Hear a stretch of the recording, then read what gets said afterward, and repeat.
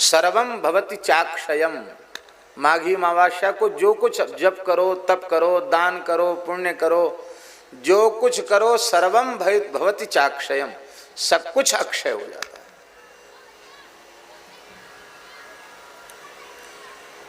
जैसे सूर्य ग्रहण के समय अथवा जब सूर्य मकर राशि में प्रवेश कर रहे हो, मकर संक्रांति के समय समुद्र में स्नान करने मात्र से 1,000 अश्वमेध का पुण्य प्राप्त हो जाता है।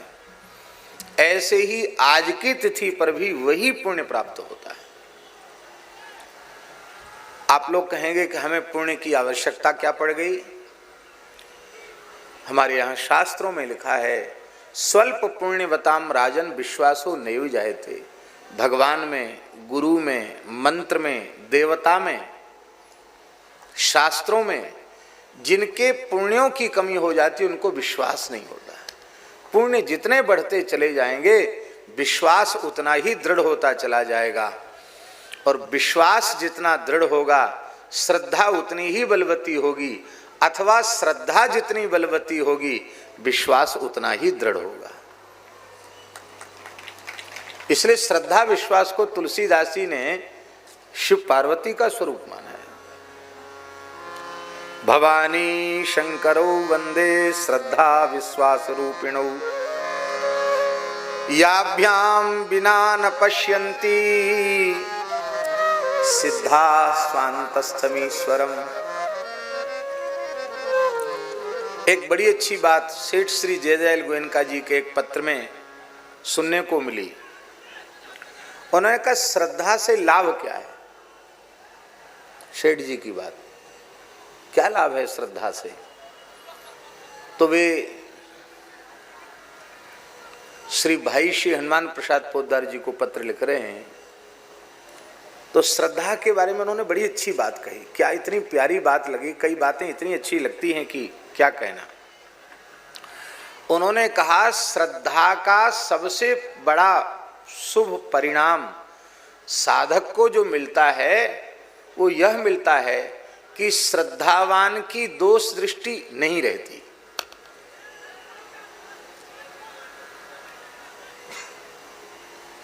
श्रद्धा अपनी सर्वोच्च कक्षा में पहुंच जाएगी तो भगवान को छोड़ के दूसरा कुछ दिखेगा ही नहीं। भगवान के अलावा कुछ है ही नहीं। जहां कहीं हमारी श्रद्धा उत्पन्न हो जाएगी वहां दोष नहीं दिखेगा। सेठ जी लिखते हैं, दोष का अनुभव होगा तो समझ लेना कि श्रद्धा समाप्त है, श्रद्धा उत्पन्न ही नहीं हुई।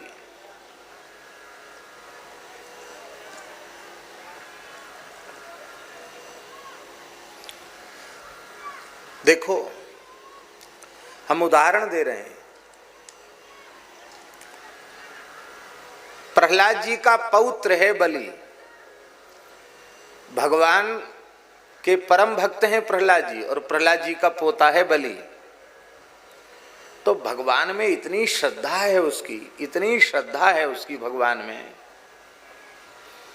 कि भगवान वामन रूप में आए और भगवान ने स्पष्ट छल किया। छोटे से बालक बन के आ गए, बोले हम तो संतोषी ब्राह्मण हैं, 3 पग ही दे दो। और जब दे दिया तो क्या किया उन्होंने उसके साथ आप सब जानते ही हो। बांध के डाल दिया, बड़ी कठोरता निर्दयता दिखाई, सबके सामने फटकारा और नरक का भय भी दिखाया।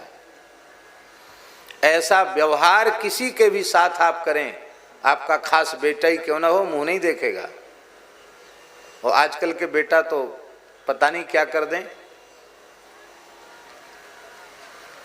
लेकिन धन्य है श्रद्धा। तमाम लोगों ने कहा भगवान ने छल किया। अरे ये तो न्यायोचित था कि नहीं? बलि ये कह सकता था, महाराज जिस स्वरूप से आपने संकल्प लिया है, दान लिया है, उसी स्वरूप से आप नापें 3 डग। अब हम जाएं, हमें पता नहीं कि इनका क्या काम है विश्वनाथ जी का, पर मन कथनचित इनकी कपड़े की दुकान हो और हम इनके पास जाएं और कहें कि 3 मीटर कपड़ा लेंगे हम, ठीक है ले लो। सौदा तय हो जाए तो हम कहेंगे कि बंबई से वृंदावन तक हमारा 1 मीटर होगा, हमारा नाप बंबई से वृंदावन तक 1 मीटर होगा। तो ये अथवा अन्य कोई व्यक्ति हमें देगा, सौदा देगा? भैया भले ही मान लो इतना बड़ा मीटर बना लें, हम कहें हमारा नाप तो ये है, कोई नहीं दे सकता। 3 पग माने 3 पग हो तो ये कोई बात है? छोटा बन के ले लिया, बड़ा बन के नाप लिया, छल तो है ये।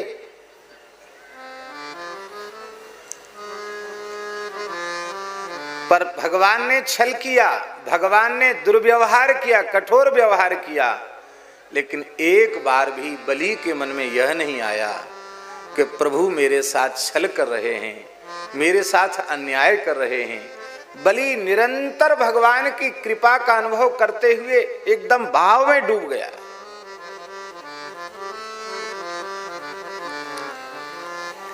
भगवान ने बलि की पत्नी से पूछा, उसकी भी श्रद्धा है इसी विंध्यावली की।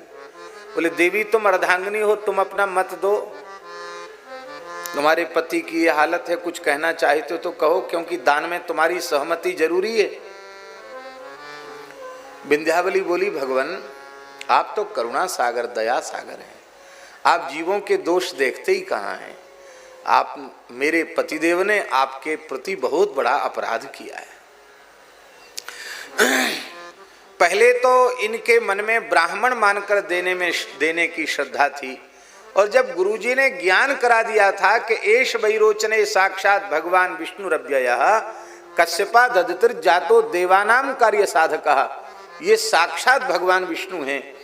जब पता चल गया था मेरे पतिदेव को कि आप साक्षात परमात्मा हैं, तब तो इन्हें विवेक पूर्वक ये कहना चाहिए था, भगवान ब्राह्मण बालक मानकर देने में श्रद्धा थी, अब जब आप परमात्मा ही हो तो है हमारा क्या? ये तन मन प्राण सब कुछ आपका है, ये सारी धरती आपकी, सारा ब्रह्मांड आपका है। हे भगवान ये तन मन प्राण सर्वस्व आपके चरणों में निवेदित है, आपकी वस्तु आप जैसे चाहें उपयोग कर लें, कितना अच्छा होता। लेकिन देखो तो सही कितना बड़ा अपराधी है मेरा पति के अनंत कोटि ब्रह्मांड नायक सर्वेश्वर परात्पर परब्रह्म लक्ष्मी रमण को इसने भिक्षुक मान लिया और स्वयं झूठ मूठ का दाता बन बैठा।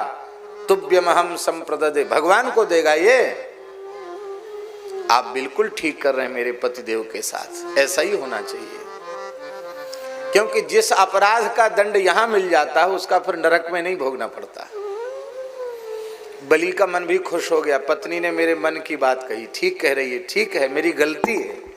बलि को भी अपनी भूल का अनुभव हो रहा है। भगवान तो रो पड़े।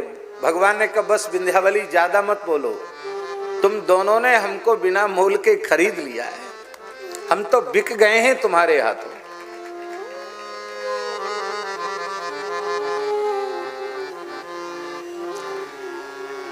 जो भी हमारे श्रद्धेय हैं, गौ ब्राह्मण संत माता पिता अतिथि सद्गुरु, उनमें यदि हमें किसी भी प्रकार से दोष का दर्शन होता है तो ये बात पक्की समझ लो कि अभी श्रद्धा उत्पन्न ही नहीं हुई। तो श्रद्धा की सबसे बड़ी शुभ परिणति यह है कि श्रद्धा दोष रहित अंतःकरण बना देती है, दोष रहित दृष्टि प्रदान करती है श्रद्धा। इसलिए कथाएं सुनी जाती हैं, इसलिए महिमा सुनी जाती है। अच्छा एक बात बताओ, हम एकदम तटस्थ होकर बोल रहे हैं,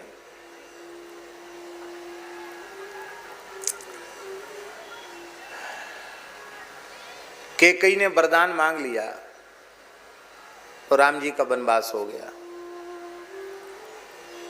दशरथ जी रोए, बड़े दुखी हुए और उनके प्राण भी चले गए। राम राम कही राम कही राम राम कही राम, तनु परिहरि रघुवर विरह राव गयो सुरधाम। बंदऊ अवध भुआल सत्य प्रेम जेहि राम पद, बिछुरत दीन दयाल प्रिय तनु तृण इव परिहरेउ। पर आज के दृष्टिकोण से हम विचार कर रहे हैं,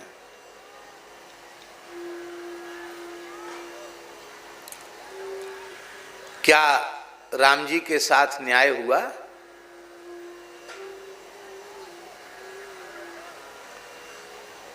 भगवान नहीं, एक व्यवहारिक बात पूछ रहे हैं, क्या न्याय हुआ राम जी के साथ?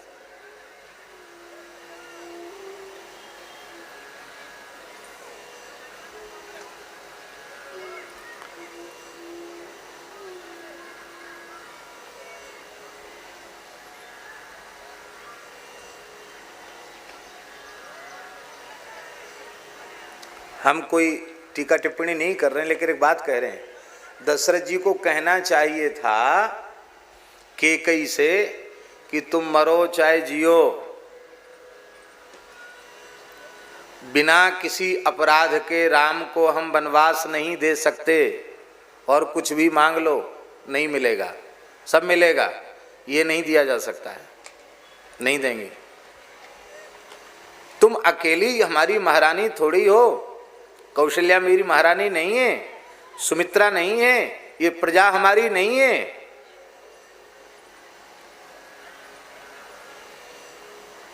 और ये तर्क वे दे सकते थे कि राम जी नहीं रहेंगे तो मैं भी जीवित नहीं रहूंगा, मैं जीवित नहीं रहूंगा तो कौशल्या सुमित्रा भी जीवित नहीं रहेगी। प्रजा के भी प्राण राम जी में बसते हैं, प्राणहु ते प्रिय लागहि सब कहूँ राम कृपाल। कल्पना तो करो, महाविनाश हो जाएगा, एक भी कोई अयोध्या में जीवित नहीं रहेगा। और मुझे अपने पुत्र भरत पर विश्वास है, भरत भी प्राण धारण नहीं कर सकेगा। क्या करोगी अकेली इन महलों में, अयोध्या का साम्राज्य अकेले भोगोगी? ये तुम्हारा विचार विवेकपूर्ण नहीं है।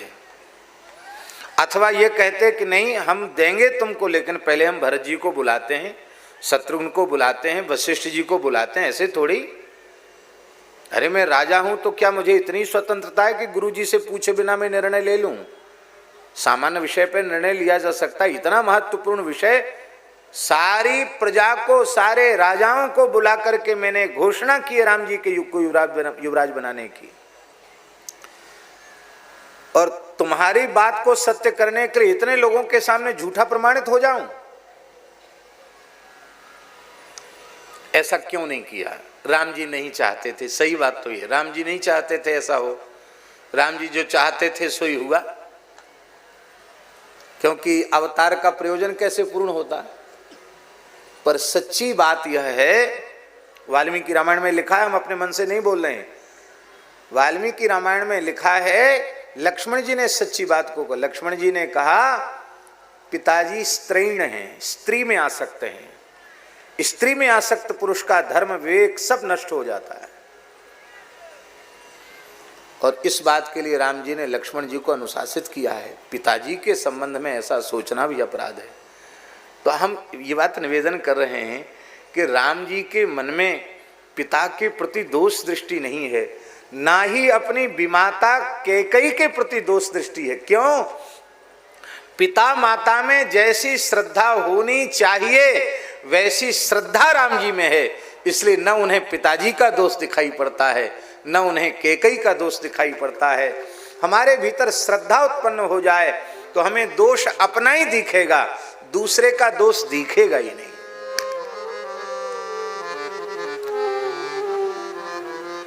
जब तक अपने दोष नहीं दिखते तब तक दोष भीतर रहते हैं। जब अपने दोष दिखना बंद हो जाते हैं तब जीव पूरी तरह निर्दोष बनता है, उसका हृदय शुद्ध होता है, और शुद्ध हृदय में भगवान के मंगलमय स्वरूप का विलास होता है, प्रकाश होता है।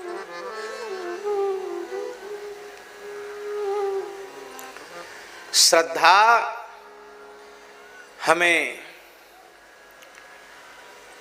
दोष रहित दृष्टि प्रदान करती है। ये इतना ही वाक्य आज मिला, पर उसी की व्याख्या, उसी की चर्चा हम कर रहे हैं। सेठ जी ने कहा श्रद्धा इसलिए आवश्यक है कि श्रद्धा हमें दोष रहित दृष्टि प्रदान करती है। दोष रहित दृष्टि।